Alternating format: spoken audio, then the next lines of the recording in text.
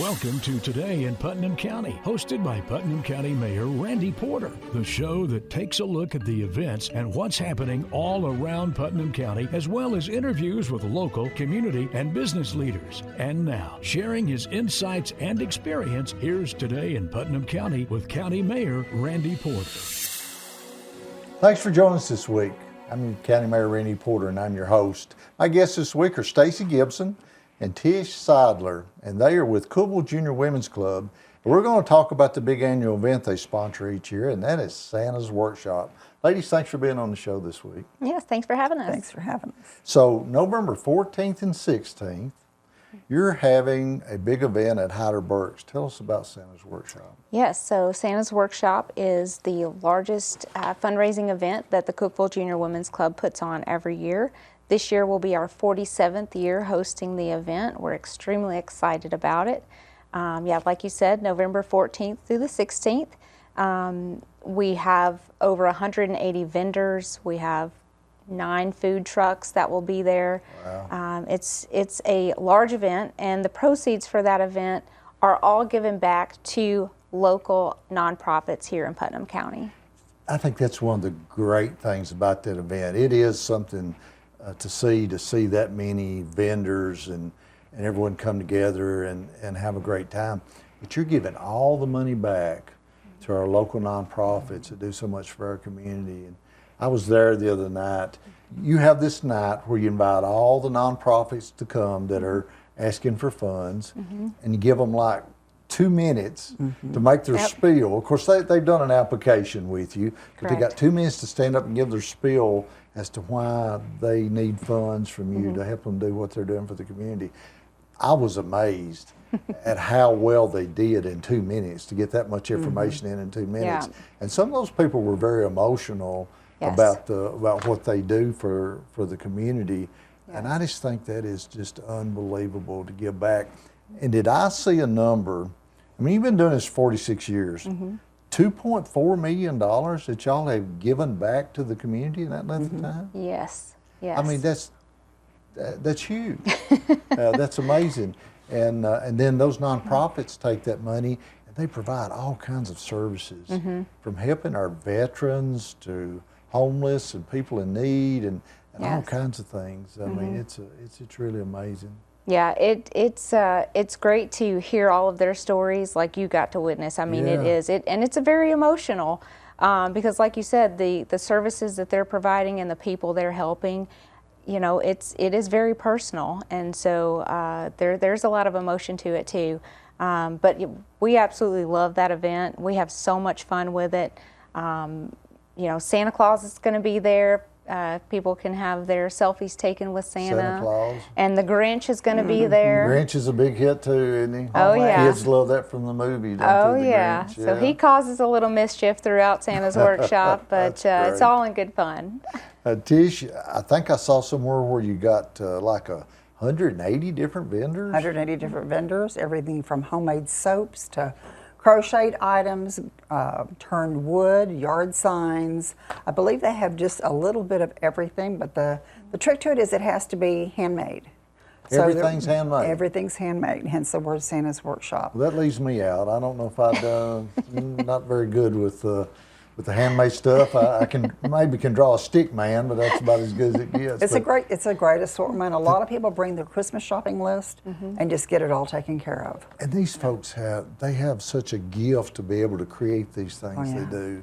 Oh, it yeah. amazes me at the artists at what they do. And the great part about that is once Santa's Workshop is over, we allow the current vendors to come back and reapply for next year, and it's amazing how many will come back in. They're repeat vendors. Well, you've been doing this 46 years. Yeah. I was thinking that's got to be one of the older events in the community that I can remember that's continuously been going for that many years and helping that many people.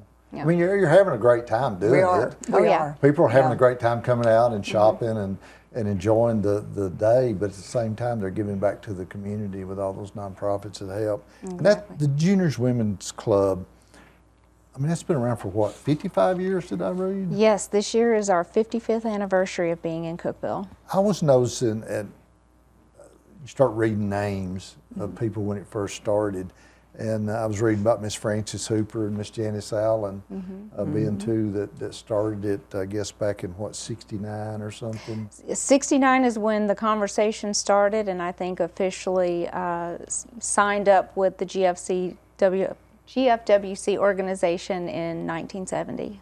So what did those ladies have in mind back then when they started it? What was the purpose of coming together with the Women's Club? Sure. I mean, I think they just wanted to serve their community in some way, and looking for a way to help everyone, right? Instead of just being focused solely on one organization or one group. Yeah. And so I think looking into the GFWC, that met the need of what they were looking to do, and so yeah, it didn't take long for them to sign up and to join that organization. You remember what the first event was they put on? Oh my gosh. They did like a bake sale or something, I think. Sold pecans, right? We're still selling pecans. We're still selling pecans. Oh yeah, that's if you know, you know. That was Stuckey's a pecans. Huge thing with the Junior Women's Club, is they always sold pecans. Stuckey's pecans. Yes, those are some of the best pecans. They are. Yep. And of course, we don't have a Stuckey's here anymore, Right. so there's you're not able to buy them locally. So You'll still be able to get those at Santa's Workshop. Yes. That is great to have a group come together and do that. And Miss Janice, I guess she's still involved. I know she's had some health issues, but that's a great thing that did. So, when you talk about your group, how many members do you have? We are at 35 members currently. We have every age range, every background, which it makes our club so well-rounded because we have such good perspectives from everyone. And so, but what brings us all together is just our attitude of service. We all just want to serve our community and make it a better place. And so, any other disagreements or anything that we're just not aligned with, that's all left at the door because, the sole purpose is to serve our community. And that's great. Seems like in our world anymore, we're so polarized. And I don't know why. I mean, it used to didn't matter if we were Republicans, Democrats, Independents, or whatever. We might disagree on stuff, but we still come together and we were friends. And it seems like anymore the world is polarized us. And so it's good to see that y'all got a group that comes together to do good. And the motto is unity and diversity. Unity and diversity. Yeah. And our community's become very diverse too. So many people moving here from other places. I had Catherine from the Leslie Town Center on, and we were talking about her, and she came from California. Met her husband in Florida. And then moved to Cookeville. So a lot of folks are moving here from a lot of places. Our community is growing and getting rapidly. more diverse. It is. COVID really did that, didn't it? Yeah, I think the work from home environment changed, and so people had the opportunity to kind of expand out a little bit, and Cookeville is a great place for that. Yeah, and all you need is a great internet connection at your home to be able to work from home. And then you had some folks I know that crime and drugs and these things in the big cities that they were living in, they wanted a quieter, smaller community to bring their children to raise them. I had one family, I'll never forget talking to her. She moved her whole family from California. They lived in a big city.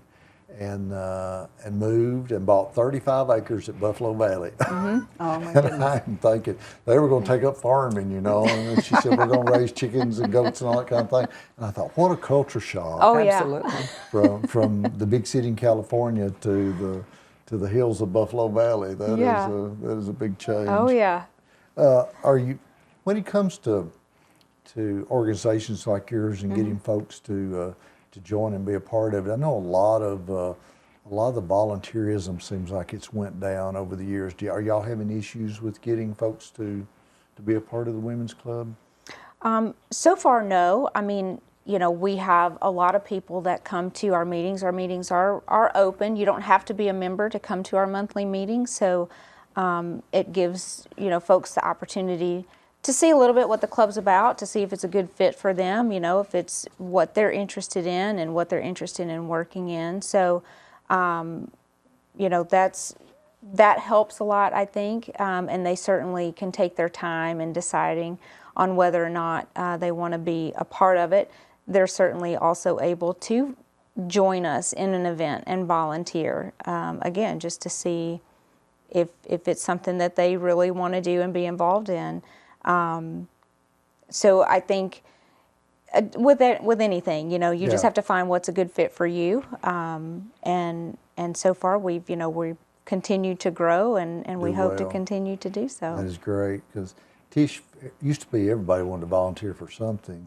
It seems like our lives are become so fast-paced, and there's so many things to draw us in different directions, and so many things. It's easy to get busy, and I hope that we get back to where everybody wants to volunteer and give back to something. That's what being a part of your community and life's all about, isn't it? Is giving back. Absolutely. We all live here together, right? So we have to make it as good of a place as possible. That's right. Just over the last 4 years, speaking of the club and our volunteer work, we've volunteered over 16,000 hours just in the last 4 years. That's amazing. Because, again, in addition to the funding that we provide, we volunteer at these other organizations. So we help them with their events as well.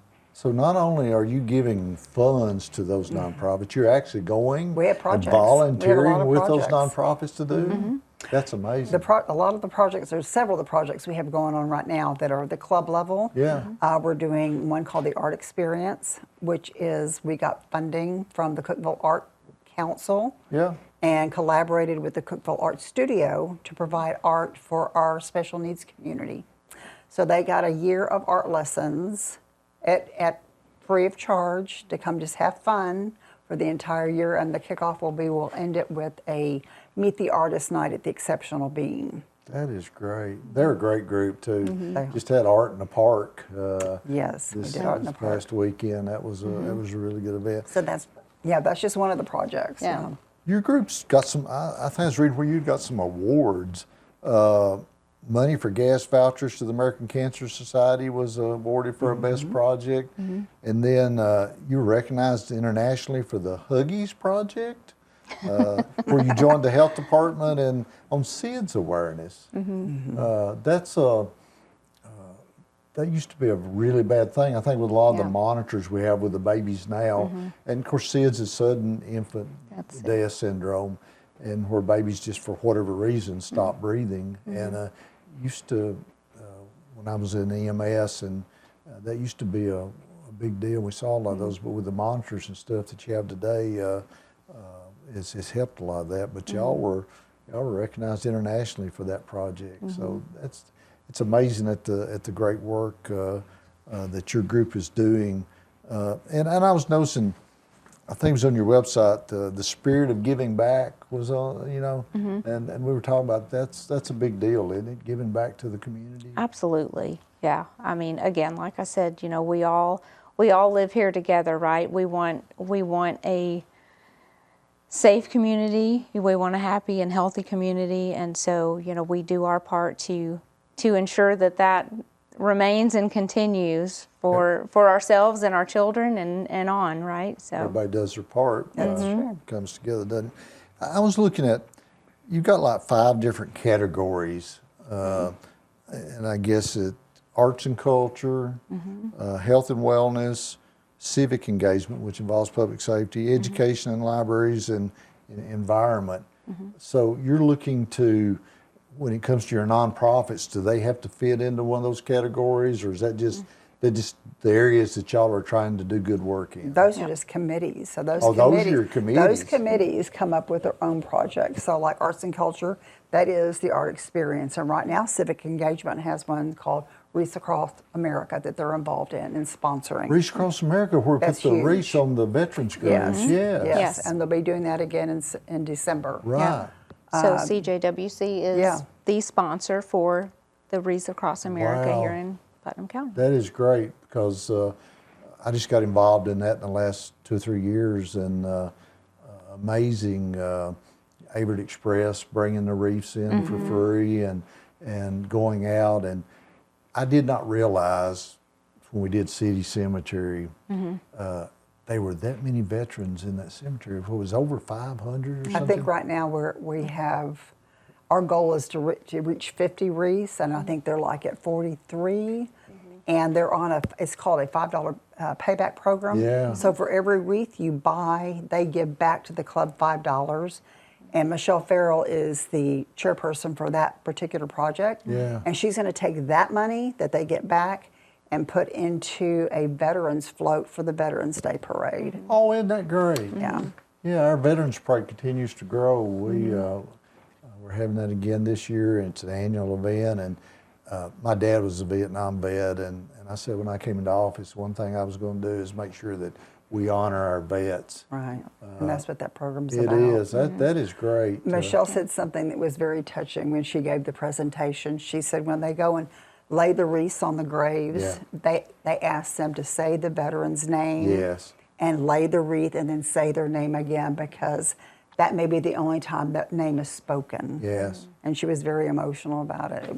It was a very emotional time at the cemetery when, like I said, I've been involved in the last 2 or 3 years, and to go over and physically go and do that, and you're standing in front of that grave, and that person served the country.